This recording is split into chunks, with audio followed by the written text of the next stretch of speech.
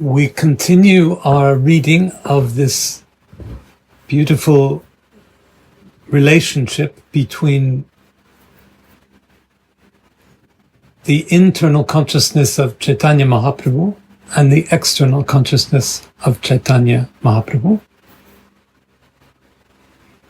It's a beautiful relation because it's filled with all emotions.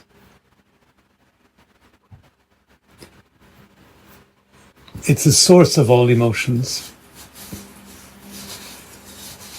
It's the source of the most pure love, the love that's directed towards the divine,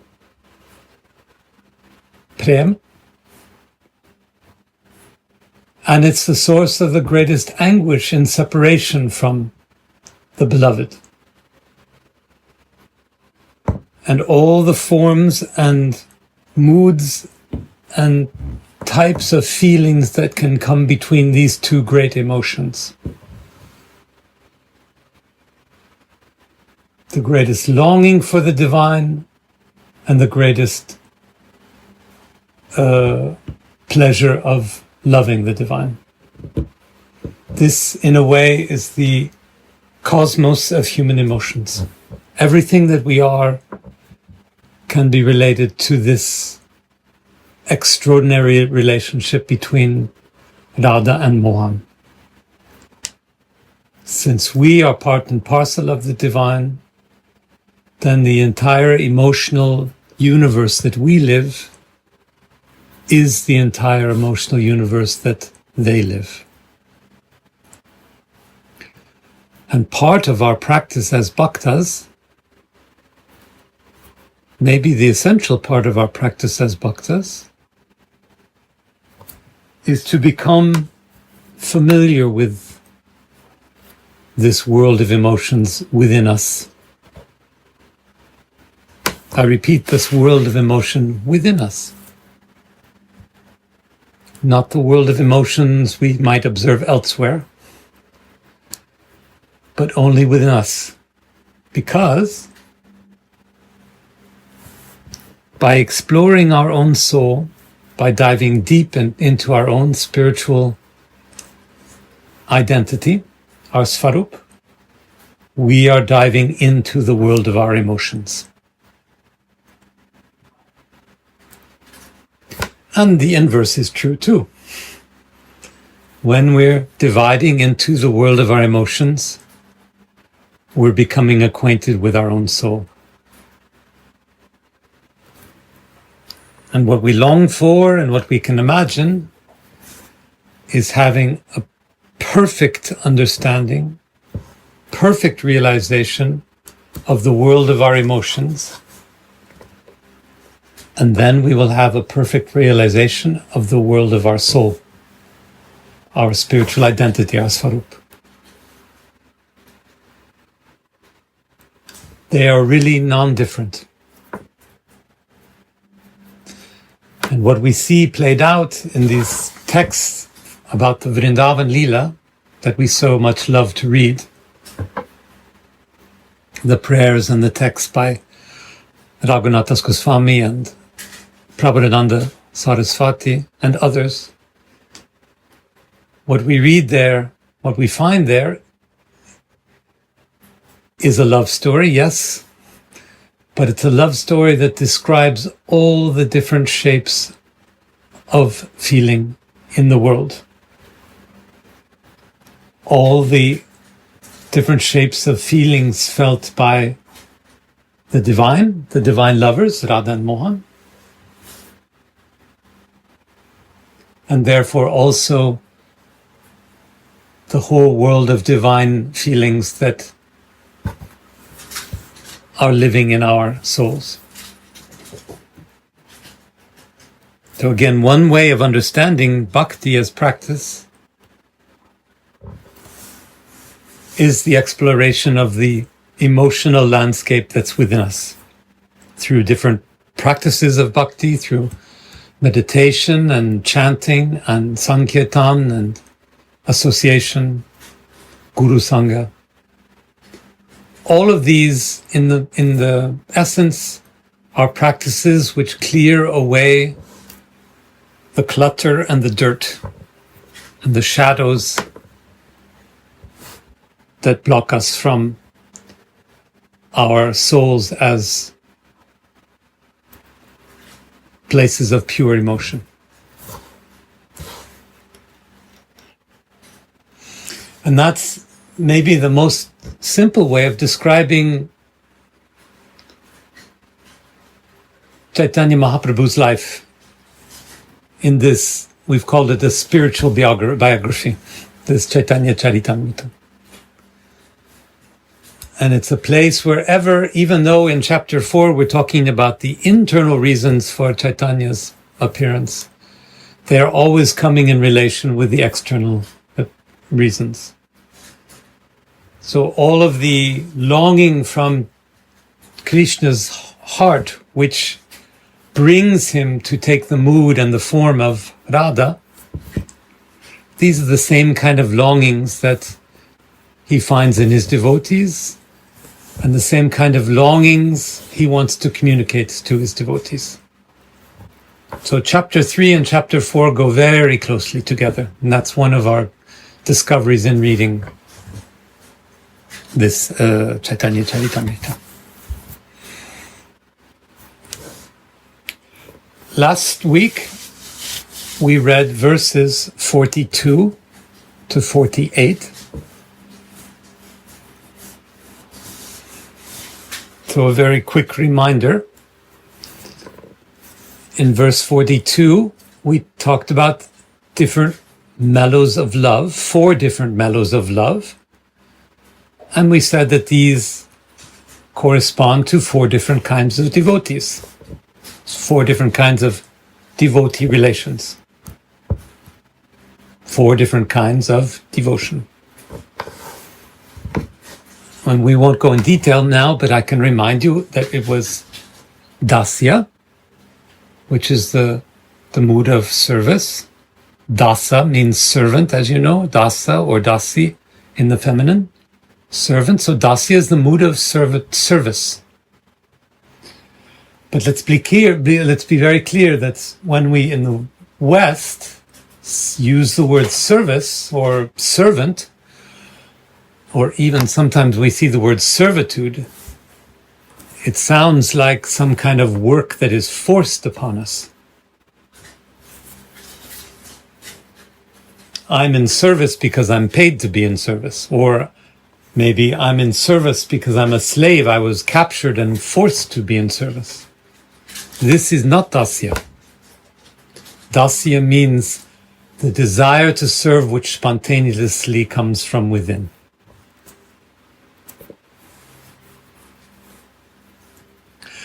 The second mood was sakya, or the mood of friendship. And we remember the word for friend of Radha is Saki. So Saki is the mood of friendship. Vatsalya, the mood of the parent towards the child.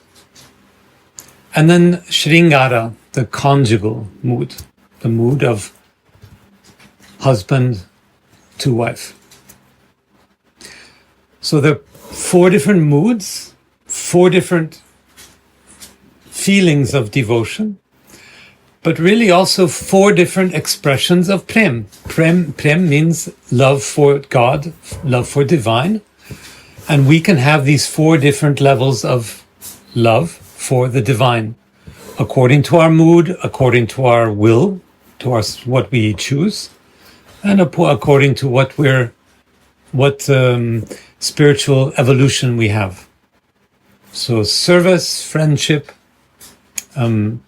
parental and conjugal, all these are types of love we can have for the divine. And then in that verse we talked about the difference between mood and the flavor. And somehow mood is a relation between our spiritual situation and our consciousness or our realization of our spiritual situation. And flavor, we said, was a kind of enjoyment of an object we can't quite grasp. So we can think of a mango that we like the flavor of in material words, in material terms. But the flavor we have for it is something bigger and something broader and something different. And we can have the flavor of a mango even without a mango being there. And when we have the material taste of a mango in our mouth, we can still have a different flavor which is greater from it. So flavor was a very special kind of experience of pleasure, which comes from the heart. Verse 43 was about relishing.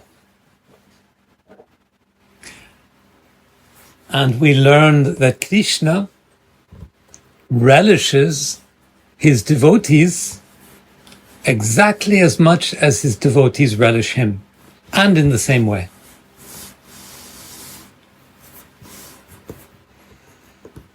And secondly, we learn that by observing and learning about and understanding the way that Radha relishes her Mohan, the more we understand this relishing, the more we understand our own souls, the more we come closer to our own Svarup, and the more we understand that relishing also begins in our souls. Verse 44 was about Shringara, about this conjugal love. It was a very short verse with no commentary, and we saw that Shringara, this conjugal type of love, is the highest because its devotion is highest.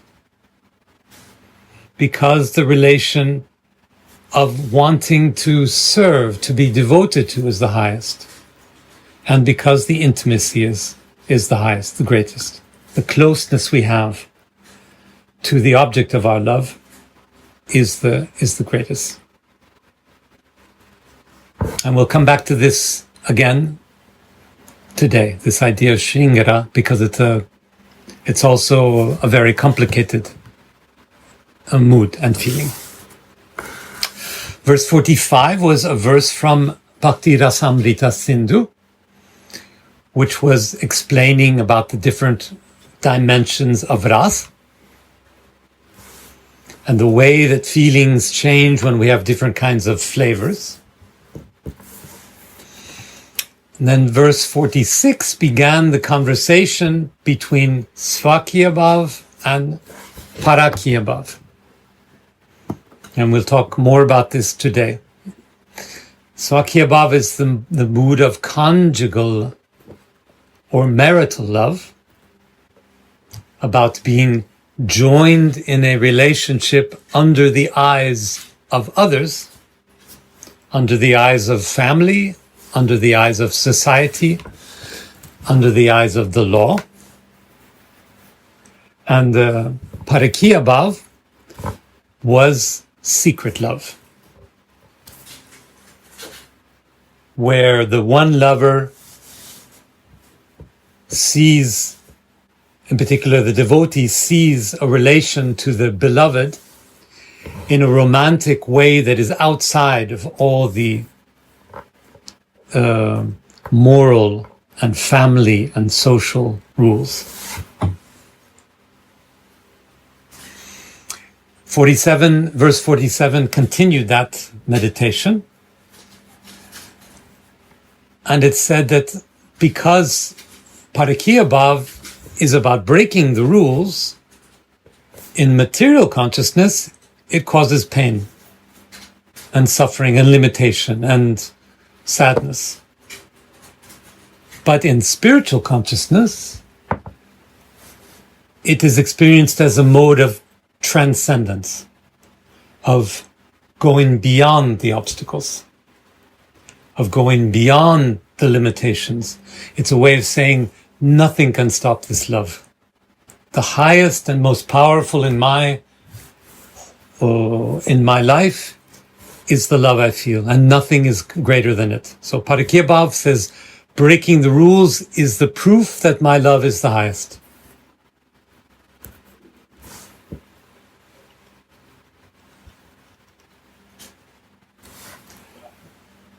And verse 48 then was the last verse we read. And this verse tried to connect together the Parakya Bhav in the gopis and in Radha, to compare the Parakya Bhav that the gopis feel with that Radha feels. The gopis feel it because they're in material consciousness, leaving their homes and their husbands and families, and they're seeking out the truth of their souls by coming close to Krishna, by being attracted by letting themselves be attracted to Krishna, by wanting to please him, by wanting to show their love to him. So for them, breaking the rules of their marriage is a way of embracing the soul relation, the loving relation in their soul. It's the way of saying, I am a soul being, I have a soul, and the form of that soul is loving relation to my God, to my Krishna.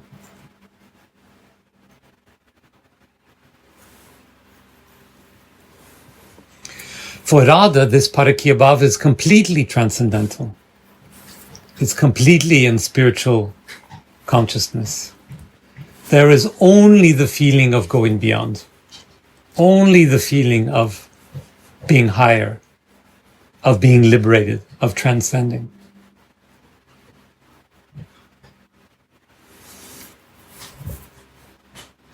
And then finally, we have a meditation at the end of this verse, which was about the paradoxes of feeling. What's so very strange and wonderful about our own feelings as soul beings? And that is that our feelings seem to be connected to something, to an object.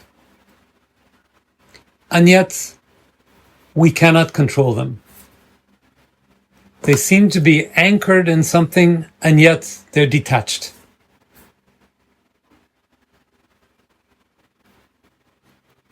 It feels like my feelings are my own, and yet they're beyond me. My feelings feel like they're coming from my heart, and yet they're flowing towards something I don't understand. My feelings feel like they're mine, but they're coming from somewhere else. So they're both a relation to my soul and a relation to something else. And this is the paradox of soul consciousness as a sadhaka. We live in our material bodies and we have glimpses at our spiritual bodies. We live in material consciousness, and yet every day, for longer or shorter, we have experiences of spiritual consciousness. Authentic feelings are spiritual consciousness. Our material senses give us material feelings. And in between the two, we have this paradox of feelings. They feel like they're immediate, in my body, belonging to me, and yet they are somehow transcending me. There's a part of material sensation which is pulled apart and causing us to transcend into spiritual sensation. A feeling is never my own, and yet it starts with me. Now, this is all a way of trying to answer the question that sometimes is asked in this class. How do we know when a feeling is material or spiritual? And my answer is, in a way, we cannot know, because we're always being lifted by our spiritual sensations and then brought back down by our material sensations. This is part of the ping-pong, the back and forth that we experience between our material consciousness and our spiritual consciousness. Personally, I think this is very important, and we'll come back to it again, I'm sure, if I haven't given you the absolute answer on the question. But what is clear is that Radha does feel purely, does feel only spiritual sensations. Her feelings are the model for pure feelings, feelings that come from the soul and return only to the soul. In fact, Radha is not only the model for feeling, she's the source of feeling. She's the only thing that can give us feeling and bring us back to feeling.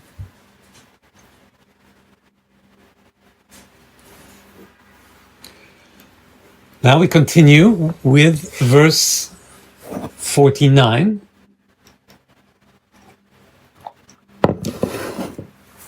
Prauda nirmala bhava prema sarvottama Krishnara madhurya rasa asvada karana. Srila Prabhupada translates like this: her pure, mature love surpasses that of all others. Her love is the cause of Lord Krishna's tasting the sweetness of the conjugal relation.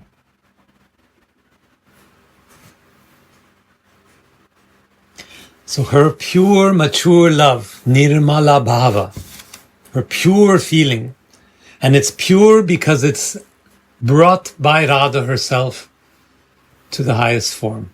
Her pure, mature love surpasses that of all others. And why does her love go past all others? Well, first, because it is the collection of all love. It's the condensation of all the love of the Manjaris and all the love of the devotees that is directed toward her. The love we feel and project towards Radha is the love she collects and redirects towards Mohan. So her love is bigger than any love of any one devotee or even demigod, because her love is the concentration of all love in the universe.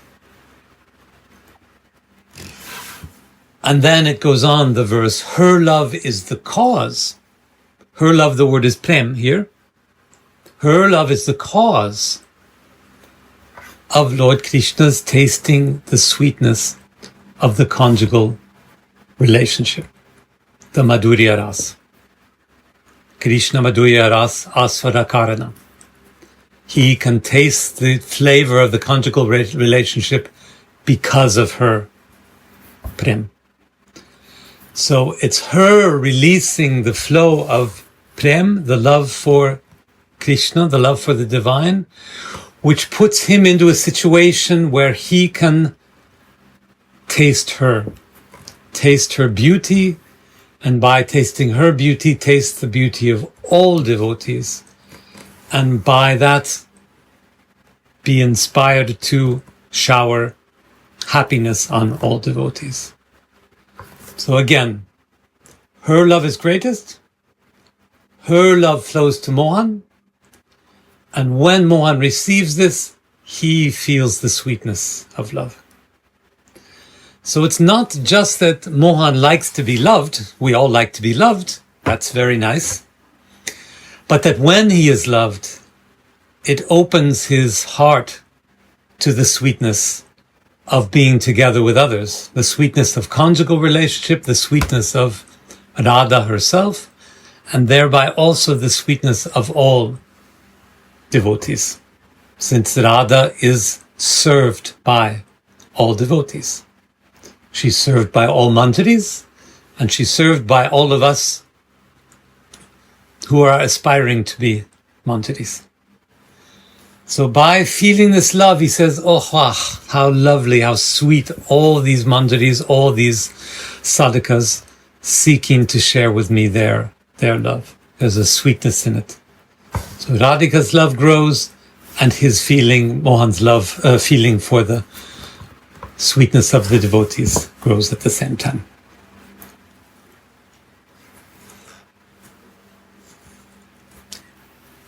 Radhika's love is also highest, not, I said, because of it's a combination of all other love, but also because she is the energy of all love. She is the Ladani Shakti, the energy that carries love, that offers love, which serves through love. So Radha is special in that she's not simply love, like you would buy a packet of butter at the supermarket and give it as some love. It's the giving of the love that she is. She is pure gift, pure giving. She's the embodiment of loving, the embodiment of Ladani Shakti.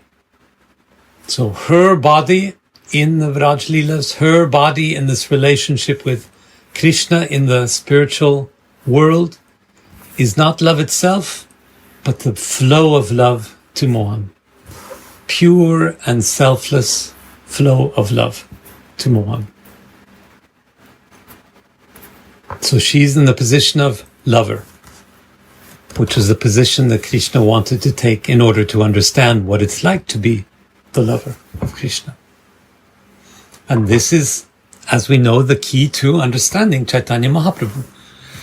The key to understanding is the answer to the question, what does it mean to love a God as a God? What does it mean to love God divinely, godly? What can that be like? Krishna was beloved by all, beautiful and charming and rich and clever and making lovely music on his flute. Loved by all, and all wanted to give him love. What was the one thing he did not realize? What it was to give love to Krishna. And that's what he decides he wants to discover by taking the mood and the point of view of Radha. By assuming that position, he can experience all. Verse 50. Ataeva sehi bhava angikarakari sadilena nija vansha gauranga Shri Hari. Translation by Prabhupada. Therefore, Lord Gauranga, who is Shri Hari himself, accepted the sentiments of Radha and thus fulfilled his own desires. Therefore, Lord Gauranga, who is Shri Hari himself, so therefore Caitanya Mahaprabhu, who is Krishna himself, accepted the sentiments, bhav, of Radha.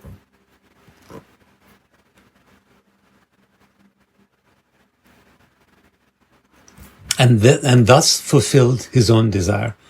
So his desire was to take the position and take the sentiments, take the mood of Radha, so he could explore that experience of loving Krishna himself. You might remember that Krishna's desires are always fulfilled.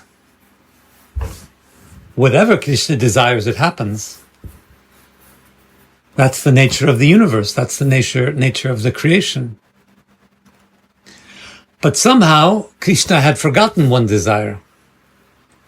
And the appearance of Lord Caitanya Mahaprabhu comes from the realization of that one desire. There's one desire left that Krishna had not fulfilled. And he had not fulfilled it because he had not thought of it. He had not thought of the question. That desire was to love divinely. And that desire is... Please. Could we turn this phenomenon that Krishna forgot this essential wish because he was the embodiment of opulence and the ascetic purely. So he can't develop this wish. And to come out of this situation, being perfect in himself, what power does it need? To crack open, yes. To crack open this perfection. And this is a case of Shivana. It breaks down. But what does it mean? I don't think we have an answer for this in all of the wisdom of the thousands of years, but I think your answer is a good one. We know that Krishna and Radha were together long before Caitanya Mahaprabhu without having this realization that Radha could contribute to giving him this last desire. It was only in Lord Chaitanya that Krishna said, "Oh, wait, there's one last thing, please, if you don't mind. I want to know." And then, like you say, Radha was there. So Radha goes way back in the history. And as we know in Vaikuntha, Krishna was married with Rukmini. And so it was always waiting, but what caused it at the time of Lord Chaitanya, I think this is quite a mystery, quite miraculous. And in all the other religions, we have the same sort of opulence blocking the ability to understand what it is to love God. Except, as Gurudev often points out, in the appearance of Jesus, who was a lover, who loved his father, his God as a father, had a loving relationship to him. That seems to be the only example of the answer to this question. And some devotees. There are always mystics in every religion. The Sufis, they were, yes. I've learned from you. I too will return to this. Yes, there have always been some mystics who have always fallen outside of the organized religions, or been maybe pushed out of the organized religions because they didn't respect the opulence. Yes. The most subversive power, the most revolutionary power, the most dangerous power is the power of love. Nothing is more threatening to a religion than someone who really truly loves only from the heart. This is wonderful reflection, my dear. Thank you.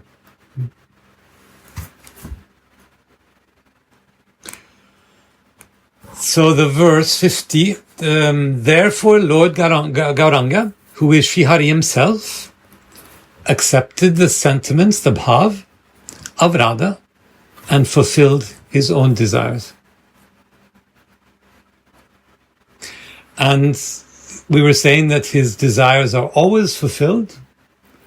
And so somehow it's, he forgot this one. I don't know. So Devi, it's what the answer is. He forgot, or there was some blindness there, or it's incomprehensible, really, because God is omniscient. He knows everything, feels everything, sees everything, and yet he did not see himself in this way.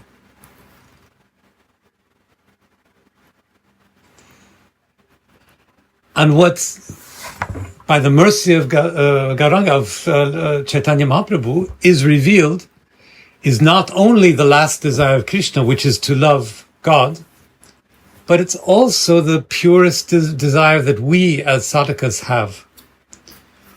What all human beings are made of, what all jivas are made of, is a desire to love the divine.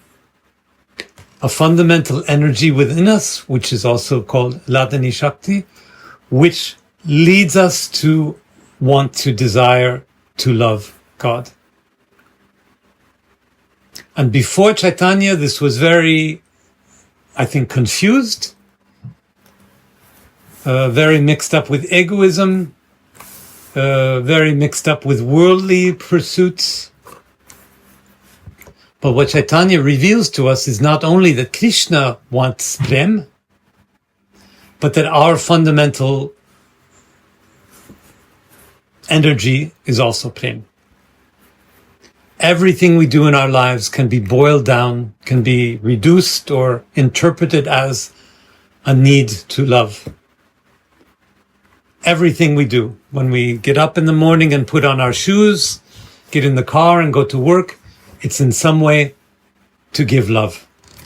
To raise our family, it's to give love. To make our dinner, it's to give love. To love others, it's to give love. To build a house, it's to give love.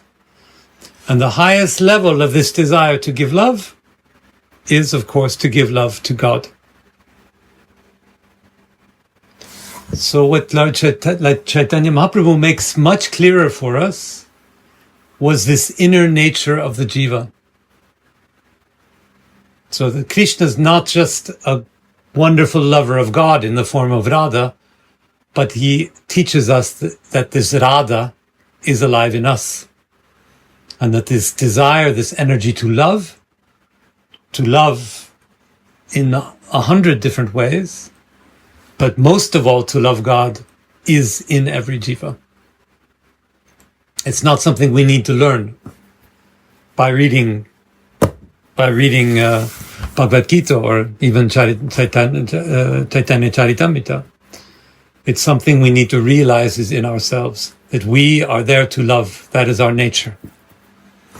And Chaitanya teaches us how and shows us the path to unblocking that love and shows us the leelas where that love can be visualized in our minds, the famous Vrindavan leelas.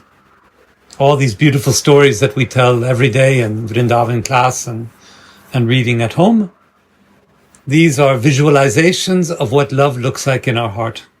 Not what love looks like in some faraway place in a different planet, but in the spiritual planet which is within our hearts. So it's a double miracle that Chaitanya has performed. The first being that he's allowed to have this final pleasure of loving divinely. And the second miracle, that he reveals in us what our highest pleasure is, our highest aspiration, our highest wish. And this goes back to what I said at the beginning, what I say at the beginning every day, is that chapter 4, the inner desire of Krishna, and chapter 3, the outer desire of Krishna, the desire for us, the jivas, they go together, hand in hand.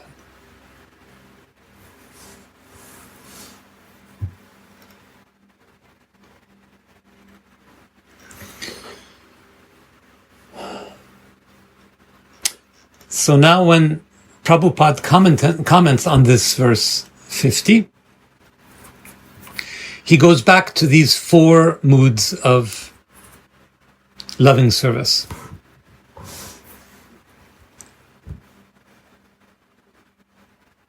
And he underlines that Krishna takes these 4 moods and understands these 4 moods thanks to Radha. Here's what Srila Prabhupada says. Of the 4 kinds of reciprocation of loving service. The 4 kinds of exchange of loving service. Dasya, Sakya, Vatsalya, and Madhurya. Madhurya is considered the fullest. They're all important. They're all 4 modes of loving service. But they're different types, different levels, and different, let's say, uses. And to help us understand this, we can meditate a bit on what a mood is, a mood of loving service is. What is that mood? It's one thing to do loving service. I pick up the coffee cup, I fill it, and then I give it to my friend, and I do that in loving service. Or I can sit in my chair and think about doing loving service by giving a coffee to my friend. What is that feeling that I have in my heart that wants to do service for my friend or for my beloved? What does that mean? Well, it's a certain way of feeling the object of my service. It's a certain way of feeling what my friend feels. It's a certain way of knowing what my friend wants.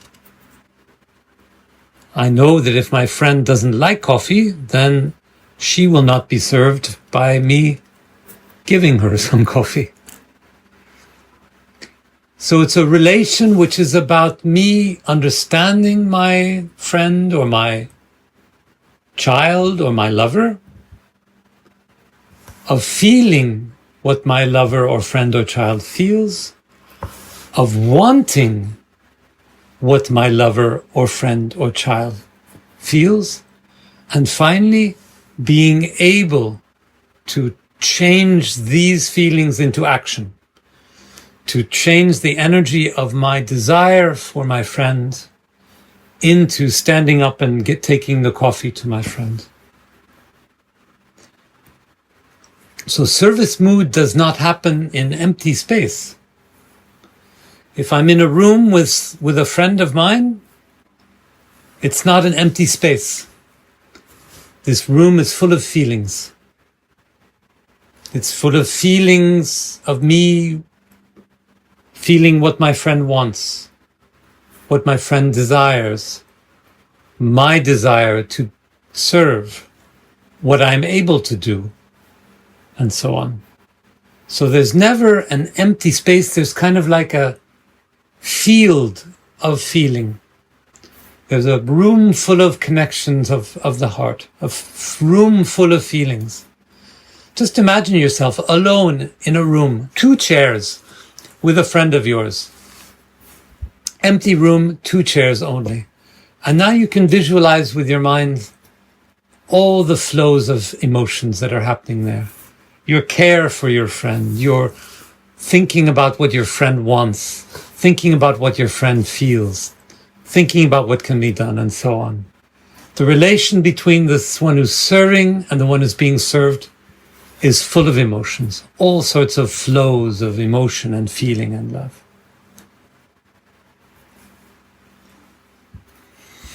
So it's never just a question of saying, I serve you. You're my friend, I serve you. No, there are lots of feelings that connect us.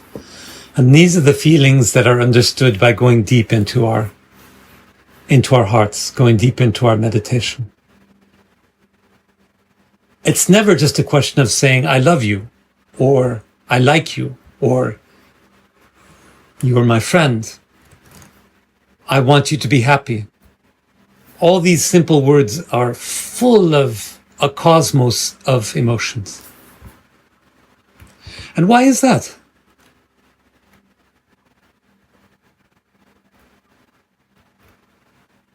Is it because when I came into the room with my friend, I brought in lots of feelings, like the wind that comes in behind me when I walk through the door? Or like when I bring in the odor from my perfume, I bring that in the room? Is that how feelings come with me? No. Why is that room full of feelings? It's because my friend is made of feelings and because I am made of feelings. It's because my friend is made of love and I am made of love. There is no jiva that is not made of love. It is not possible to think a jiva who would say, maybe I will have love today or not. Who gets up and goes to work and says, I don't want love today, no love, I'll leave my love at home. No, that's foolish. There is no jiva who is not love. There is no human that is not love. There is no existence that is not love. To be is to love. Sometimes we're angry or frustrated or sad, and we think I have no love. No love today, I'm angry. No. But we don't realize that this anger is a form of love waiting to get out. Anger is a love that wants to be loved. It's blocked in letting the love flow. So anyone who thinks that she is not full of love, not in love, is not fully conscious of herself. And this is another way of describing what our sadhana is as bhaktis, as bhaktas. What is our sadhana? It's going into ourselves and understanding the way that everything about our existence is made of love. Everything, absolutely everything, about our feelings, about the way our bodies act, about the way we see the world, about the way the world sees us. These are all forms of prema. And the goal of our sadhana is to fully realize that there is nothing in us that is not love. That is the name. The name of that is Svarup. When we fully realized our spiritual identity, our constitutional position, that is the same as fully realizing that everything we are made of is love. A fully realized soul sees herself as love. A fully realized soul sees everyone else as love. A fully realized soul sees flowers and trees and monkeys as love. There is nothing else for someone in Siddhadeha, someone fully in Svarup. And this is the way we can check ourselves. As Gurudev says, this is how we can check our progress. How much is what I'm seeing? Am I seeing with ego? How much am I seeing with love? When I'm sweeping the house, am I doing it from my heart or from my mind? When I'm doing my schoolwork, is it coming from my heart or from my mind? And if it's coming 80% from the mind and 20% from the heart, then we know that we have 80% left to improve.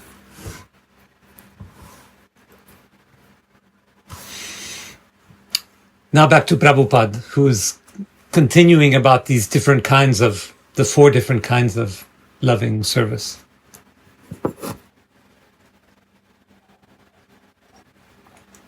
He says, of the 4 kinds of reciprocation of loving service. Or did I already read that one? I did. Sorry.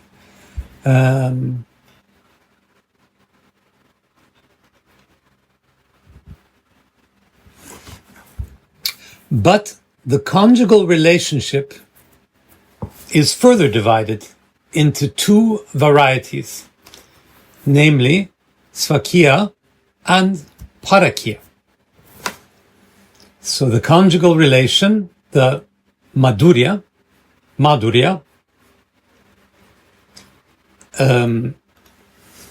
is linked to the divine relation, a relation to God, which is on the divine level. And now Prabhupada points out that, well, this Madhurya, we need to divide into two. There are two kinds of Madhurya. Svakya and Parakya. We've talked about these before, but now we'll talk about them in a different way, I promise you. Prabhupada continues, Svakya is the relationship with Krishna as a formally married husband. And Parakya is the relationship with Krishna as a paramour. So Svakya means, literally, it means a relation with one who is of your own. A relationship with somebody you're already married to. So you might remember in Sanskrit, Sva means self or oneself. So we talk about Svabhav or Svayam. Bhakti Svayam means bhakti itself. And Kiya means relation. So Sva Kiya means a relation with someone you're already linked to. Someone who's yourself, your married one, your legal one. And Parakya, para means other, and Kiya means then relationship with one who belongs to another. And I break those up for you because there's an important point to make, that the word Sva in Svakya, it means self. When we talk about self, then we talk about ego. We talk about something that belongs to me. And when we talk about something that belongs to me, we talk about property. Something, and when I have this property, it increases my ego, my sense of self.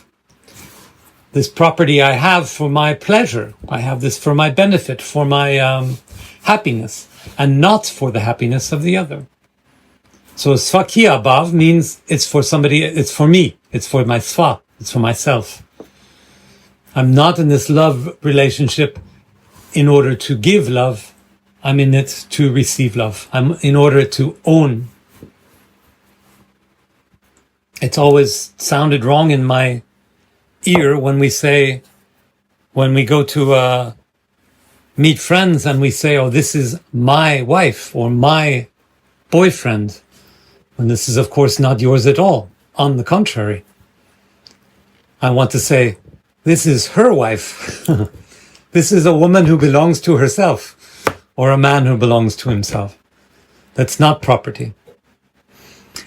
And this is one reason why Parakya Bhav is superior. Because para means for another, and Kiya means then belonging to another. This love I have in Parakya Bhav is not for me. It's for you. It's for the other. It's not for my benefit, it's for your benefit. It's not for my pleasure or happiness. It's for yours. It's only for the beloved that exists. No matter how much I say, I love you, you will never be mine. That's what we have to admit when we say we love God. That's what we're saying. That's the huge, I can't say it strongly enough. This is the huge confession we have to make when I say I love God. Is that I love God and I know you will never be mine. It's that kind of love. There's just about no one who can say to another friend or lover or husband or wife, I love you, and therefore you will do this or be that, or help me, or keep me company, or make sure I feel okay. How difficult it is to say, I love you to God, and say at the same time, you will never be mine. This is prema. This is Radha's love. You will never belong to me. You will belong to your heart, and all my love will go that way, towards you, without asking anything in return. I do not deserve you. You are not a present for me on my birthday. The only benefit I could possibly have of loving you is that I can love you. And so it's our task in all forms of love, from our love of God to our love of partner, to our love of brother and sister, to our love of child, to our love of bicycle riding, to our love of chocolate ice cream, to think, I love you, but I don't deserve you. I will never deserve you. My heart will never be big enough in order to deserve you. I love you and I don't deserve you.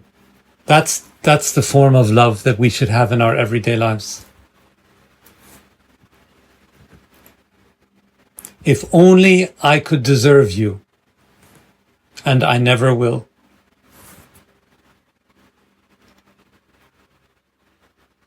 And that's good.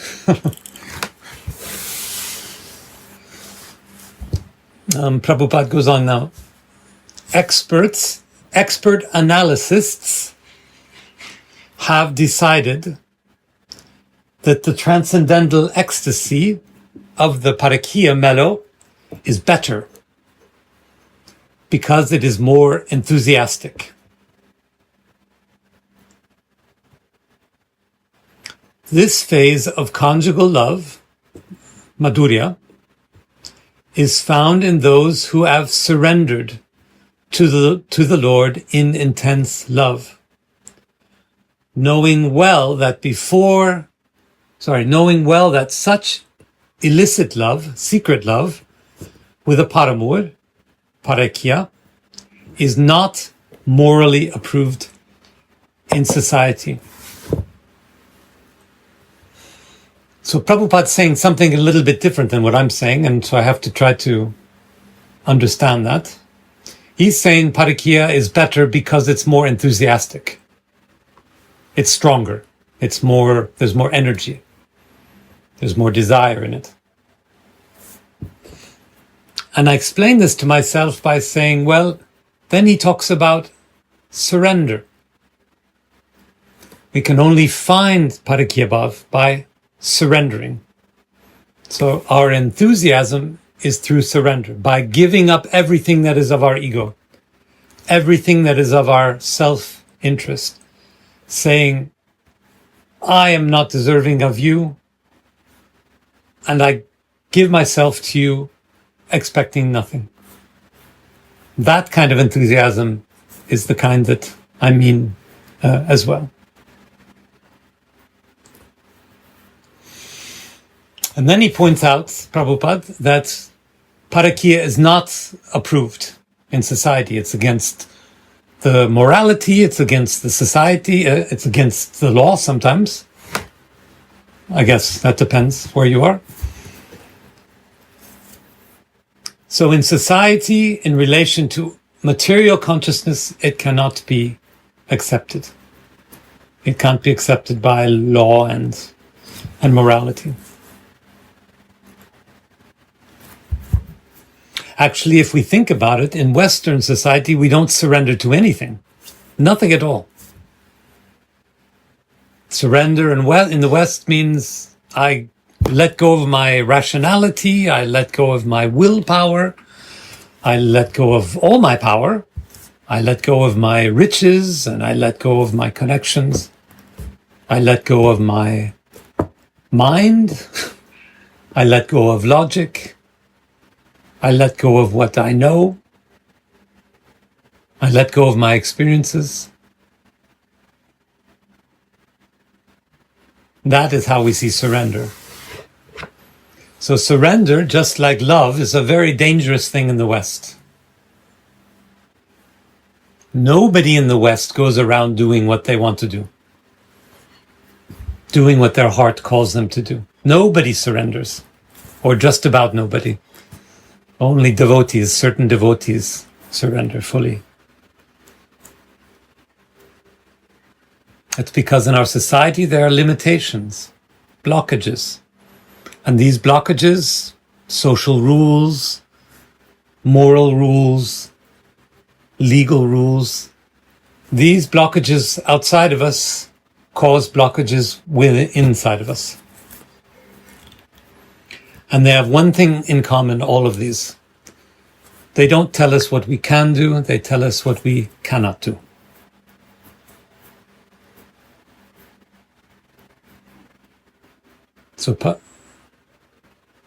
So surrender in material consciousness is very difficult because it's built on a system of telling us what we cannot do, what happens if we are ourselves, what the dangers of being in love really are. And they seldom tell us what the joys and rewards of being in love might be. And even Prabhupada now, he describes this as risk. It's dangerous, he says. It's dangerous to surrender. He says, the risks involved in such love of Godhead make this emotion superior to the relationship in which such risk is not involved. The emotion he's talking about is parakya. The risk of breaking the rules makes the emotion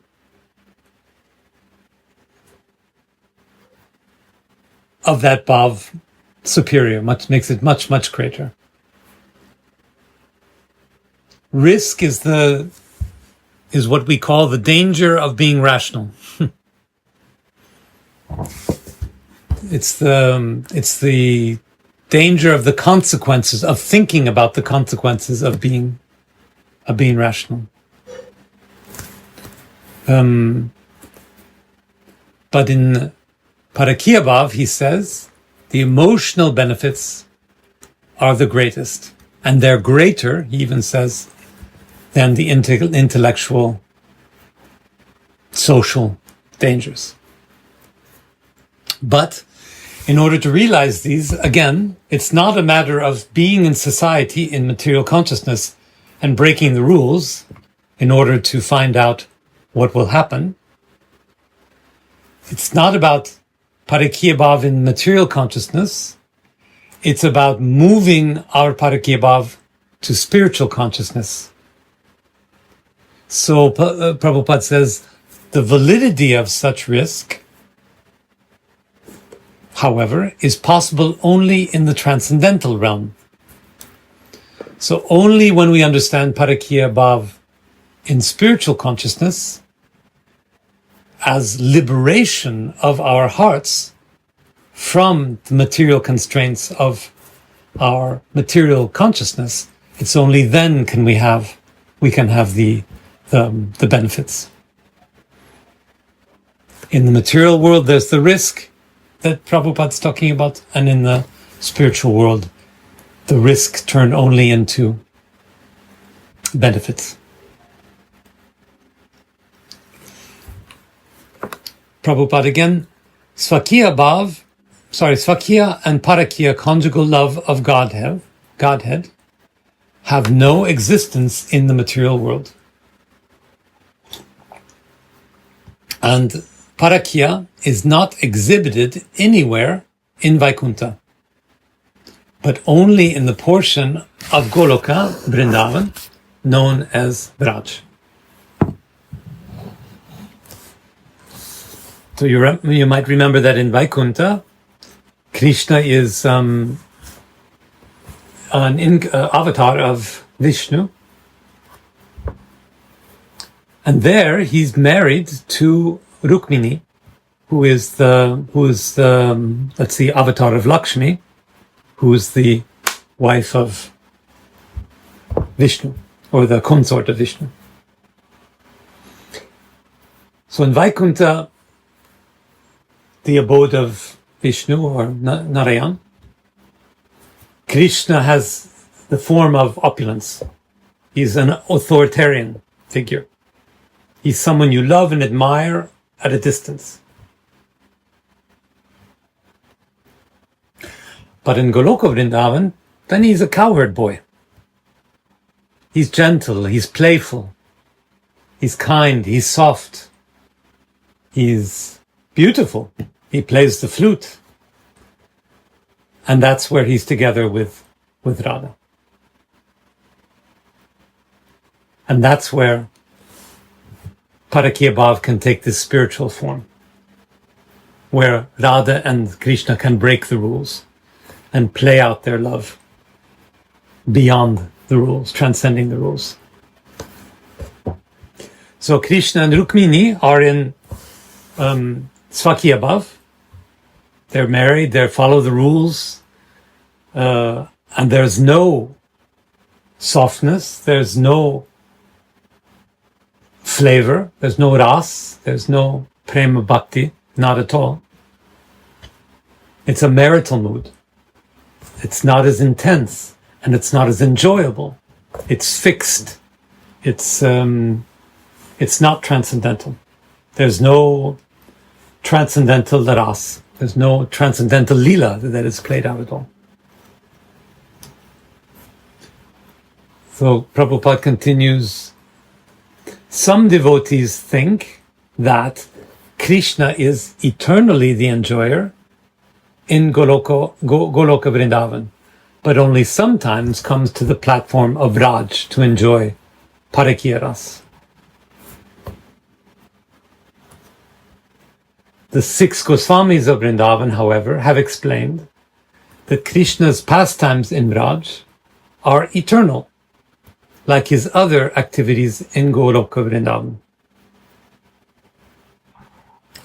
So if I understand correctly, between Goloka Vrindavan and Vaikuntha is Vraj. That it's a place in between which is also transcendental, which is also a place where the Parakya pastimes of Radha and Mohan go on. Vraj is a confidential part of Goloka Vrindavan. And that's Prabhupada who says, Vraj is a confidential part of Goloka Vrindavan.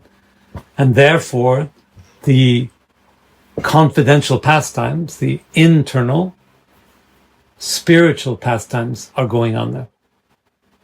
Driven by internal energy, driven by the Ladani Shakti of Radha, and going on eternally in this Leela of intimate relations,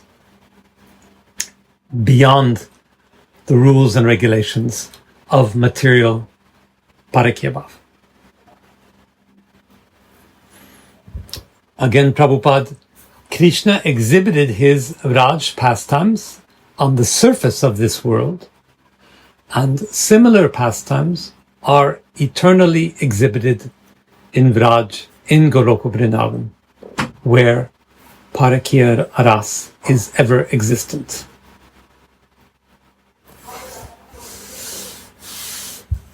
So Vraj is spiritual, but it's also, as we know, we who go to Vrindavan know that it's a material place too. So there's a spiritual geography which is between the two. The gopis leave their homes in a material consciousness, but they meet with Krishna in spiritual consciousness. Prabhupada again, in the 3rd chapter of this epic, of this book, Caitanya Charitamrta, Srila Krishna Das Kaviraj Goswami has explicitly accepted the fact that Krishna appears in this material world in the end of the Dvapara age of the 28th Chatur Yuga of Vaivarshvata Manu, and brings him his Vrajdama, which is the eternal abode of his highest pastimes. Well, this is quite complicated. So a Chatur Yug is a cycle of 4 yugas. Chatur Yuga is 4 yugas. And the Dvapara Yuga is the one before our Yuga, our time, which is called Kali Yuga. And Vaivashvata Manu was the dominant deity in the last Yuga, in the Dvapara Yuga. And in this, when Prabhupada says Vrajdam, he means Vraj.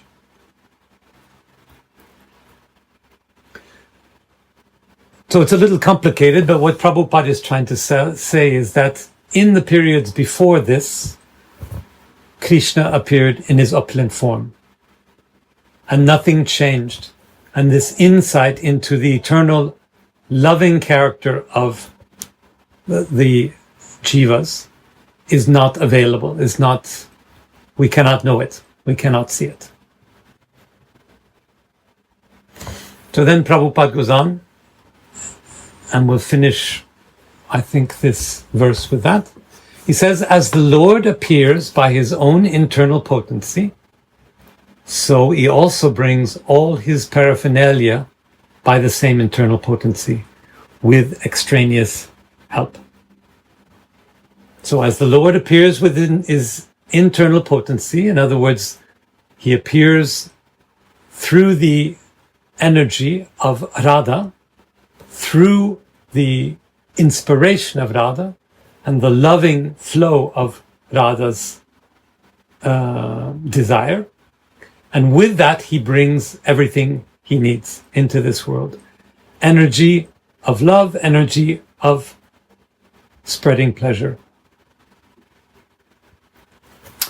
It is further stated here in the Caitanya Charitamrta that the Parakya sentiment exists only in that transcendental realm and nowhere else. The highest form of ecstasy can exist only in the most confidential part of the transcendental world. But by the causeless mercy of the Lord, we can have a peep into it, a peep into that invisible Braj. So this highest form of pleasure, this highest expression of prem, it only happens in the most confidential part of the transcendental world, which means the purest souls, the purest parts of our purest souls. And very few attain this, but because Caitanya has come, and because of his mercy, he has let us see this, we ordinary jivas. He's let us see what this looks like, both through observing him as a material being and by learning of him through his preaching and by practicing with him through Sankirtan. So the great gift of Lord Caitanya is not only that he comes to do this, but that he shares it unconditionally. Everybody can have it. No qualifications necessary. The transcendental mellow relished by the gopis in Braj is super excellently featured in Srimati Radharani.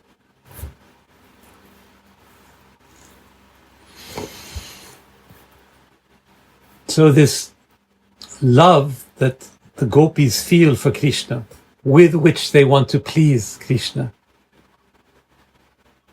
becomes concentrated in Radha. The desire to please Krishna becomes concentrated in Radha. And what is more important is that Lord Caitanya lets us see, he shows us how this desire to please Krishna changes from Gopi Bhav to Manjari Bhav. When the desire to love Krishna by the gopis becomes selfless, it becomes a desire for the love of Krishna. It becomes a desire to love the love of Krishna. So that gopis, they're quite selfish. They're thinking of themselves. They're thinking that they are the single lover of Krishna. You remember the story that there are thousands and 100,000s of them, and Krishna reproduces himself so that they can believe that they're alone with him.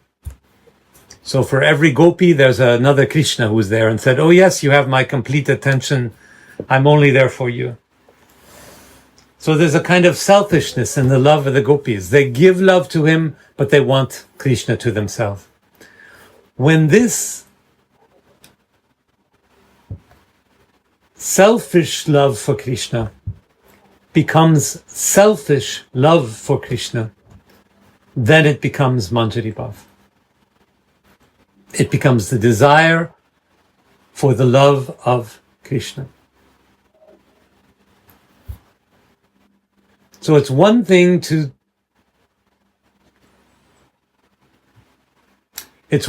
love mangoes and give away mangoes to people you love and hope that they will be grateful. It's another thing to love mangoes and give them away so much that it's the giving away that you love. There, I hope that wasn't too complicated. We can love mangoes and give them away to please others, or we can love everyone and everything that gives mangoes. The first one is a Gopi Bhav, the second is a Manjari Bhav. When we love the love for Krishna, even if it's not ours, then we're in Manjari Bhav. When we are there to serve the love of Krishna, even if we don't benefit from it, then we are in Manjari Bhav. Manjari Bhav is to love the loving, to love the giving, to take pleasure when we see Radha giving to her Mohan. Manjaris are not servants of Krishna, they're not servants of Radha, they're servants of Radha's love for Krishna. If they were servants only of Krishna, they would remain gopis. If they were servants of Radha, they would remain gopis to Radha. But they're servants of the love that Radha feels for Krishna. They're servants of the servant of love. If there were only love for Radha, then Radha would simply replace Krishna as the opulent god, the authoritarian opulent goddess. But that's not what happens. The Manjaris love her love. The Manjaris do everything tirelessly to understand her love and to strengthen it and give it, so that the highest form of divinity now in the age of Caitanya Mahaprabhu is not Krishna, not Radha, but divine love, Prem. That is the highest. Now, Mahaprabhu will finish for us. Mature assimilation of the transcendental humor of conjugal love is represented by Srimati Radharani, whose feelings are incomprehensible even to the Lord himself. What does this word assimilation mean? Assimilation means that all the love of all the gopis and all the jivas, all the devotees, all that love is gathered together into one by Radha. And this love, because it's greater than all the gopis and all the existing things, and the fact that it's gathered together, this surpasses even Krishna. And this is the function of Radha, to bring all the love together in the universe and make it a gift to her Mohan. A gift that is greater than the love that he's known, because it's the love plus the giving of the love.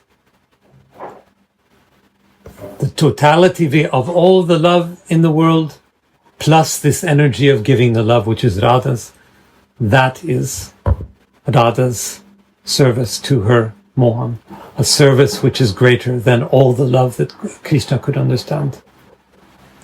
Krishna was already love, he could understand love.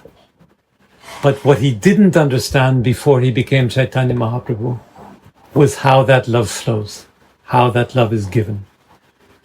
And by the mercy of Chaitanya, he understands, he can take the position of Radha and understand, witness, and even feel the experience of that love flowing to him. Prabhupada again, the intensity of her loving service is the highest form of ecstasy. So that's service itself, not the love itself, the service itself. Not the love, but the loving. Not just a bottle of love, maybe the biggest bottle in the world of love, yes, but the giving of the love. That is the highest form of ecstasy. That is Radha's ecstasy. No one can surpass Srimati Radharani in relishing the qualities of the Lord through this supreme transcendental mellow. So by giving this love to Krishna, she can be the first to experience the pleasure that she takes, that Krishna takes. Radha's relishing is finally Krishna's relishing. He discovers for the first time in 1 billion years what prema feels like. Radha gives him the gift of the experience of loving God. What he has always received but never been able to know how to give.